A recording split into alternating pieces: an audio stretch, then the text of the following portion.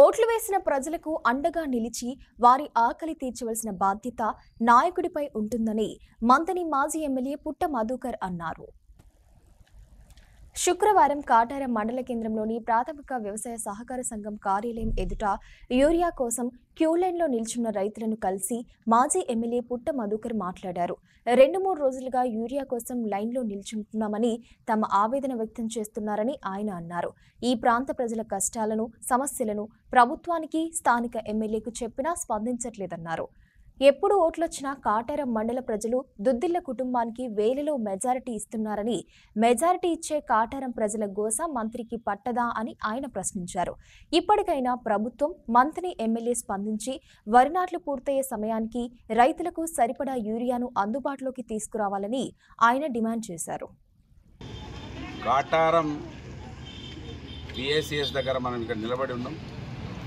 ఇక్కడ యూరియా బస్తాల కోసం రైతులు లైన్లలో నిలబడ్డారు. వెళ్తూ ఆగడం జరిగింది. ఏం పరిస్థితి ఉందని చూస్తే ఆడవాళ్ళు 3 రోజుల నుంచి తిరుగుతూ ఉన్నామని వారు చెప్తా ఉన్నారు. మగవాళ్ళు కూడా 2 రోజుల నుంచి వస్తూ ఉన్నామని వాళ్ళు చెప్తా ఉన్నారు.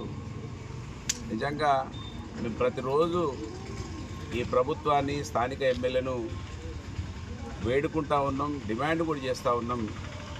ఇంత పెద్ద సంఖ్యలో ఉన్నటువంటి సమాజం, వ్యవసాయదారులు, కూలీలు, కార్మికులు అందరూ కూడా మీ కుటుంబానికి 3 ఓట్లున్నా కూడా ఇన్నిసార్లు మిమ్మల్ని ఆదరిస్తే కనీసం కూడా మా గురించి ఆలోచిస్తలేరని అనేక వేదికల ద్వారా చెప్పడం జరుగుతూ ఉన్నది. అయినా కూడా మీరు పట్టించుకోవడం లేదు, కళ్ళు తెరవడం లేదు, ఈ సమాజం గురించి ఆలోచించడం లేదనడానికి మీరు సొంత మండలం అని చెప్పుకునేటువంటి కాటారం మండల కేంద్రంలో కాటారం మండల ప్రజలు ఎప్పుడు ఓట్లు వస్తే అప్పుడు దాదాపు మీకు 8,000 పైచీలకు మెజార్టీ ఇచ్చి మీకు మంత్రి పదవులు రావడానికి, ఇన్ని వేల కోట్ల రూపాయలు సంపాదించుకోవడానికి ముఖ్య భూమికను పోషిస్తున్నటువంటి కాటారం ప్రజలను కూడా మీరు చూస్తలేరంటే ఇక మీరు ఎవరికి అన్నం పెడతారో మీరే ఆలోచించుకోండి.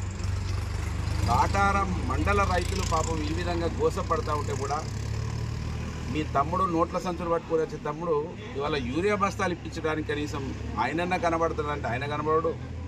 మీరు ఆలోచించరు. ఇవాళ వర్షాలు లేకపోవడం వలన ఇంకా వరి ఎవరు కూడా వేస్తలేరు.